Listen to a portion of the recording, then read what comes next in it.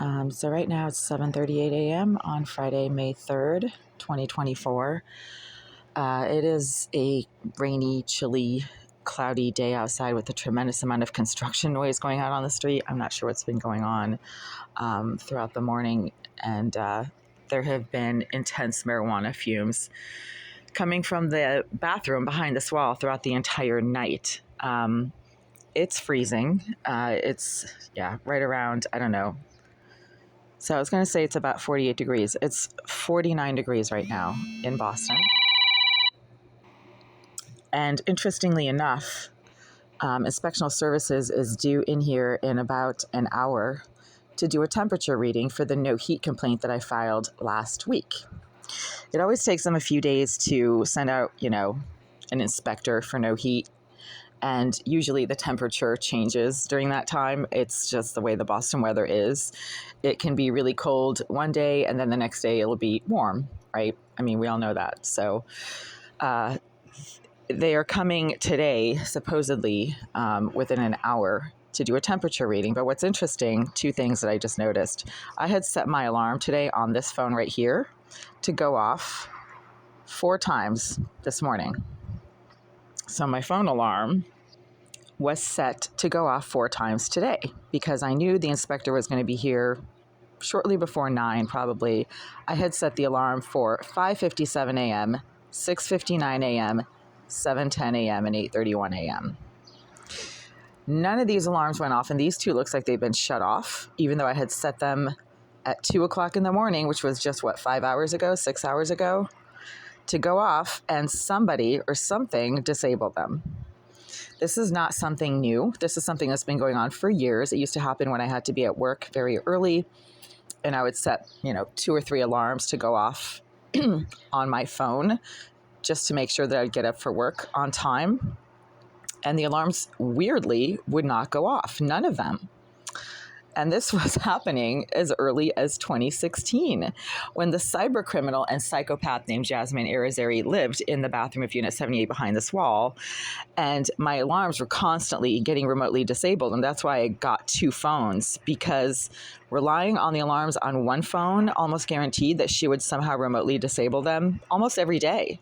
It's something that happened every day. It's like all of a sudden the alarms wouldn't work because she didn't want me to go to work. She's a jealous, miserable, hate-stalking psychopath who has some serious envy issues when it comes to people who live lives that she can't live because she's a psychopath. It's pretty apparent that Irizarry is in the care or in the charge of the Department of Mental Health and or the Department of Public Health of Massachusetts. And that's why she continues to reside in this building, even after 11 years of having been placed in Unit 78. She continues to prove her residence in this building by engaging in the same exact pattern of hacking, stalking, harassment, and right now, the intense and continuous propagation of smoke and fumes from directly behind that wall, as she has been doing since 2013, when Greenville staff and management informed me they moved her into Unit 78. That's a verifiable physical fact that anybody can look up if they want to request the rental records of the Greenville group for Unit 78. So that's not me making up a story. This is verifiable physical fact. So again, the 2 alarms, this one never went off. These 2 were shut off even before I looked at my phone at around 6:50 a.m. I just thankfully happened to wake up on my own thanks to all the noise outside. I noticed that these 2 alarms had been remotely disabled even though I had turned them on and saved the alarms at 2 o'clock this morning.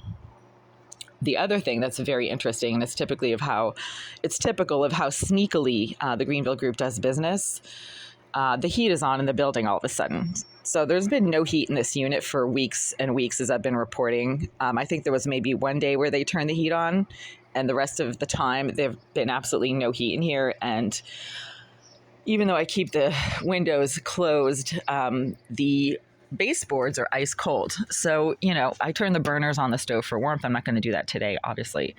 But the baseboards are ice cold. There's absolutely no heat in here.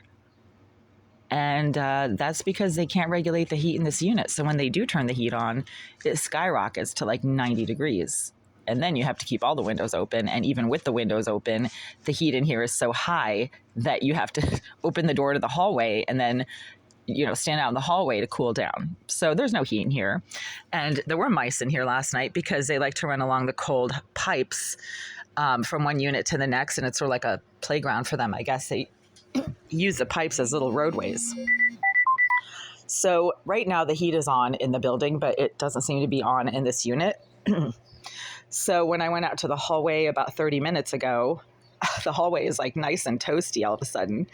And this is the stuff that's been going on for years with respect to this unit. Greenville likes to crank up the heat in this unit or then turn it down completely, continuously, for weeks at a time. But then when they know that Inspectional Services is going to show up and do a temperature reading, then all of a sudden they fix the problem, which means that the problem is not some kind of malfunction with their heating system.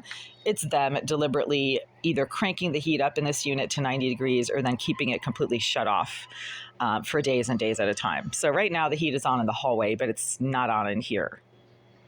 So yeah. So what's going to happen in the next hour is very predictable because the Greenville group has been doing this for years. As I keep reporting, as soon as they know, either because Inspectional Services has told them or they have some kind of knowledge of what I do on my phones and who I speak to, as soon as they know that the Inspectional Services are coming